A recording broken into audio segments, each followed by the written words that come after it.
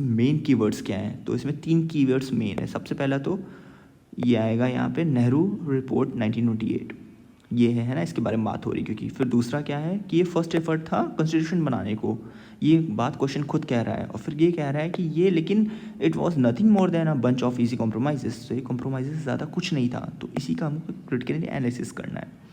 तो इस पर हम ये देखेंगे कि कैसे ये इसके मतलब प्रोस क्या है, कॉन्स क्या है इस नेहरू रिपोर्ट के, सो दैट हम इस पे हम रिलेशन इसका करने की कोशिश कर रिलेट करने की कोशिश करेंगे कि कैसे ये सिर्फ कॉम्प्रोमाइज़ेस था या नहीं था, है ना। सो हम इसी की ओर देखेंगे। तो यहाँ पे अगर हम क्वेश्चन की बात करें तो इस नेहरू रिपोर्ट की बात करें, तो अगर प्रोस की बात करें तो प्रोस से पहले हम कॉन्स की बात करते हैं, क्योंकि ये थोड़ा सा ना निगेटिव टोन में है क्वेश्चन, राइट।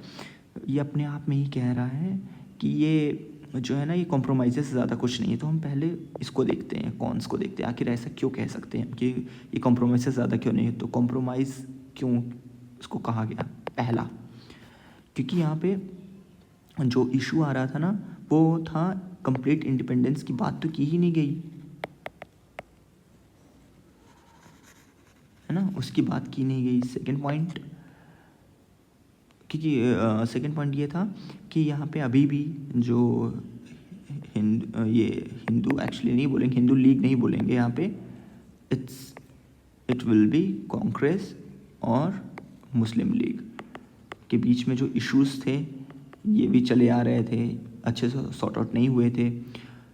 तीसरा, यहाँ पे जो वो थे अपने स्वाजारिस्ट और वो बोस और जवाहरलाल नेहरू, ये भी खुश नहीं थे इससे। सोशलिस्ट पार्टी है जो उन्होंने बाद में वो भी किया, मतलब उसके वो रहे लेफ्टिस्ट रहे हैं, वो भी बहुत ज़्यादा खुश नहीं थे इस चीज़ से। सो इसमें हम लिख सकते हैं बोस और जवाहरलाल नेहरू भी इस रिपोर्ट से बहुत ज़्यादा खुश नहीं थे। उन्होंने बाद में अपना सेपरेट इंस्टीट्यूशन भी लॉन्च किया। तो यहाँ पर ये 3 चीज़ें मेन हैं जो कॉन्स में हैं या क्यों कॉम्प्रोमाइज़ रहा, है ना, कि इससे ज़्यादा उन्होंने डिमांड नहीं रखी। प्रोस क्या कहते हैं, एटलीस्ट फंडामेंटल की बात तो हुई। सेकंड, उन्होंने उस चैलेंज को तो कंप्लीट करके दिखाया कि yes we can make frame constitution, है ना।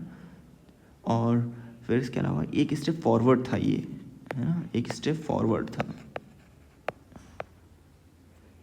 सो ये तीन चार पॉइंट्स एक्चुअली 10 क्वेश्चन का है। तो अगर आपके पास 3-4 मेन कंटेंट पॉइंट्स हैं for both pro and cons, है ना, फिर इसके बाद आखिर इसकी क्या स्पेशलिटी रही, तो ये करके अगर आप 1-2 पॉइंट वहाँ भी लिखते हो तो आप मान के चलिए आपके 7-8 पॉइंट हो रहे हैं, और ये अच्छा है ना, क्योंकि ये 15 मार्कर नहीं, ये 10 मार्कर है।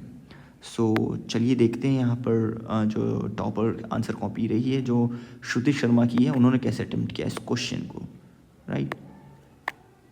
सो हियर इट गोज। सो ये थी क्वेश्चन, ये थी उनकी आंसर कॉपी। यहाँ पर आप देखेंगे तो ये एक तो फ्रेम है ना, यही चीज़, ये कीवर्ड्स हैं कि 1928 की कॉपी को, सॉरी रिपोर्ट को फ्रेम किया गया था कॉन्स्टिट्यूशन में, इसको एनालिसिस करना है ना कि वो कॉम्प्रोमाइज़ था कि नहीं था। सो इनका आप इंट्रोडक्शन देखिए। The Nehru report was put forward by the committee headed by Motilal Nehru in 1928, है ना, in opposition to a challenge by, इनको ये याद था कि इसका नाम क्या है, right, this is good thing. अगर आपको ये नहीं भी याद है ना, इनको देखिए उन्होंने यहाँ पे एक फैक्ट छोटा सा, है ना, एक छोटा सा फैक्ट यहाँ पे डाल दिया है। अगर आप ये फैक्ट नहीं भी डालते तो भी आप सिंपल इंट्रो से जा सकते, तो यही था कि इसका कॉन्टेक्स्ट क्या है ना। तो जो इनका ये था इंट्रो था, ये मेन यहाँ पे इसलिए अच्छा था क्योंकि इन्होंने कॉन्टेक्स्ट को पकड़ा। तो इससे आप सीख सकते हो अप्रोच कैसे करना है एक इंट्रोडक्शन को, है ना, आप कॉन्टेक्स्ट दे सकते हो, फैक्ट दे सकते हो।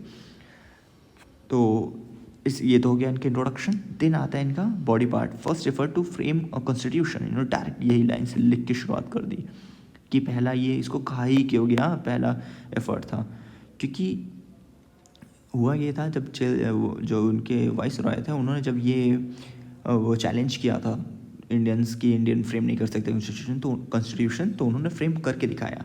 और मतलब उन्होंने एक्चुअली एटलीस्ट उन्होंने एक रफ फ्रेमवर्क दिया। अब यहाँ पे बेहतरीन बात ये थी कि इन्होंने ये पॉलिटिकल स्ट्रक्चर वाली चीज़ देखी, उन्होंने थोड़ा सा शुगर कोटेड टर्म्स में कहा था, ये होती है स्टाइल, लिखते लिखते आ जाती है, इसको लेके बहुत ज़्यादा भी परेशान मत होना। अब तो आप ये देखो अप्रोच कैसे कर रहे हैं। तो उन्होंने ये सबसे पहले तो ये लिख दिया, first effort to frame a constitution था, है ना, तो ये लिख दिया। देन इसके बाद इन्होंने ये देखिए पहले अटेम्प्ट किया अनईजी कॉम्प्रोमाइज़ क्या होता है, क्योंकि क्वेश्चन की टोन जो थी ना वो निगेटिव थी, वो खुद बोल रहा था कि कॉम्प्रोमाइज़ है, हालांकि उसके ऊपर उसने फिर बाद में क्वेश्चन मार्क लगाया था और बोला था हमको एनालिसिस करने के लिए। बट यहाँ पर अगर इसने पहले यही बोल दिया है तो हम क्यों ना यहीं से शुरू करें, राइट। सो इन्होंने भी यही किया। तो यहाँ पर पहला क्या था, इन्होंने क्या लिखा कि कॉम्प्रोमाइज़ किन के बीच में था, इन्होंने ऐसे शुरुआत की है। पहला था ब्रिटिश और इंडियन के बीच में डोमिनियन स्टेटस के ऊपर, है ना। दूसरा था कि यहाँ पर ये जो वॉइस रॉय के था इसकी पावर्स अब भी नहीं कम की गई या इंडियन हो ऐसा कुछ नहीं कहा गया था। दूसरा पॉइंट अब आता है यहाँ पर, कांग्रेस और मुस्लिम लीग के बीच में क्या क्या कॉम्प्रोमाइज़ेस हुए थे। एक तो सेपरेट इलेक्टोरेट भले ही रिजेक्ट कर दिया गया था, लेकिन इश्यूज अभी भी इनके बीच में चल रहे थे, जैसे रिजर्वेशन के कुछ प्रोविंसेस में फिर तीसरा आता है कॉन्फ्लिक्ट जो था वो था सोशलिस्ट और कंजर्वेटिव्स के बीच में, है ना, नेहरू और बोस। यहाँ पे मोतीलाल नेहरू जी की बात हो रही है। ये कैसे इनको लिमिटेड गवर्नमेंट का आइडिया पसंद नहीं आया था।